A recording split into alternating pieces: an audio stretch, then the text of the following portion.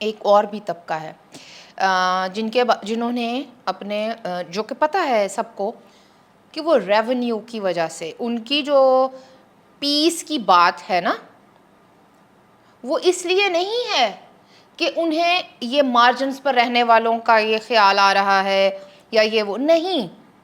ये वो social media influencers या वो फनकार तबका है जो या तो खामोश रहा या फिर उन्होंने वो वाली लाइन ली कि उन्हों दी फिल्म रिलीज़ होने वाली सी या वो इंज कर लिया कि उत्थे बैन ना हो जाइए ये वो।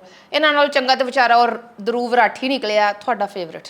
मेरा बिल्कुल फेवरेट मेरा नहीं। बस हुण नहीं, ऐसे ना ध्रुव राठी, ये तो आपने इल्जाम लगा दिया। बस करें। जाहिर है वो बेचारा अगर ये सब ना करता, जिसका भाई जिस बंदे का इंफॉर्मेशन सोर्स इंडियन मीडिया हो तो क्या खैर, लेकिन अगर वो ये ना करता तो जाहिर है वो बैन होता।